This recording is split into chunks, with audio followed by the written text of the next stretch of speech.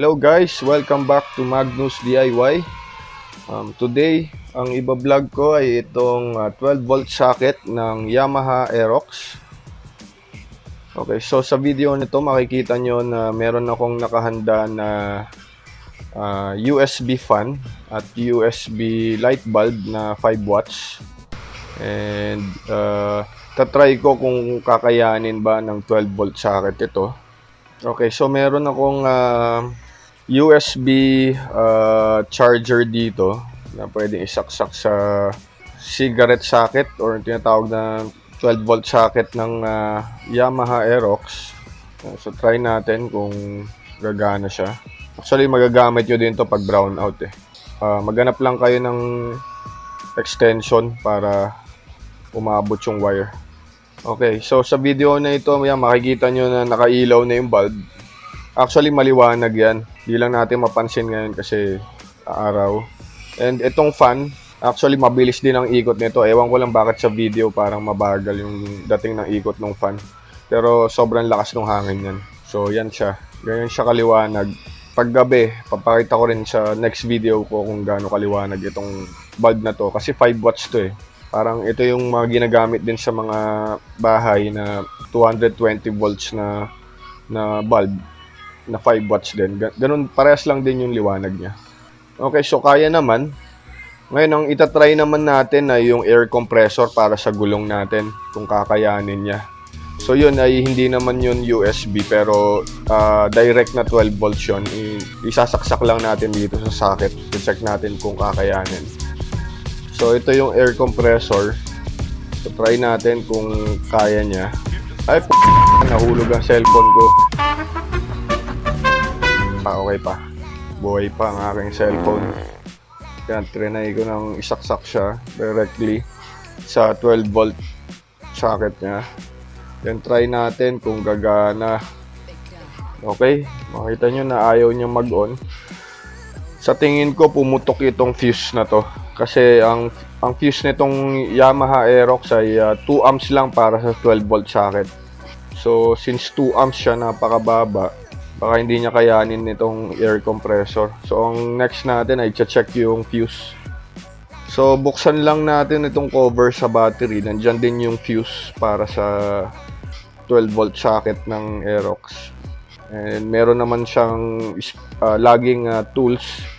Meron siyang tools na nakakabit sa ilalim ng upuan like itong Phillips screwdriver. Iyan yung lalagyanan ng mga fuse. Try natin buksan. Medyo matigas lang and meron siyang tinutulak yun. Okay. Check natin. Check natin yung fuse kung pumutok. Okay dyan. Pag titignan nyo itong fuse na to, makita nyo naputol na. Ibig sabihin niyan pumutok na yung fuse. Kaya wala nang kuryenteng dumadaan. Okay, so dito sa fuse box na to, makikita nyo nakasulat 2 amps. Yan yung para sa Aerox. Para sa 12 volt socket ng Aerox. 2 amps.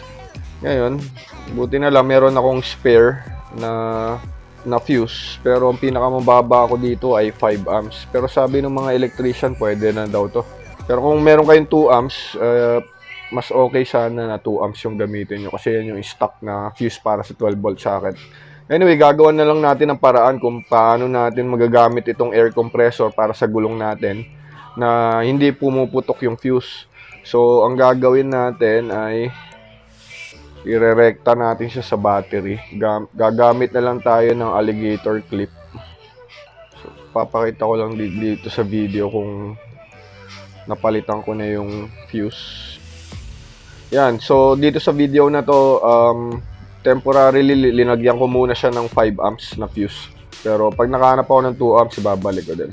Gusto ko lang pakita na, yun nga, pumutok na yung fuse. Dahil hindi niya kaya yung air compressor. So check na natin kung gagana na. Okay, so yan, makikita nyo na umiilaw na yung USB charger natin. Ibig sabihin, okay na naman yung ating 12 volt socket. Dito sa air compressor, papakita ko din. Pinutol ko na yung dulo. Papalitan natin ito ng alligator clip na nabibili lang. Worth 90 pesos, 91. So, puputulin ko na yung Itong pinakasakit nung air compressor. So, paano malalaman kung ano yung positive? Yung nakabuhol po yung positive or yung pinaka gitna niya, yung positive, yung gilid, yun yung negative. Anyway, kung magkamali naman kayo ng polarity, gagana pa rin yan. Kasi wala naman polarity ito. Iikot lang yung motor ng pabaliktad, gagana pa rin naman siya. Pero mas maganda pa rin sundan na natin yung polarity. Or I mean yung positive, negative niya.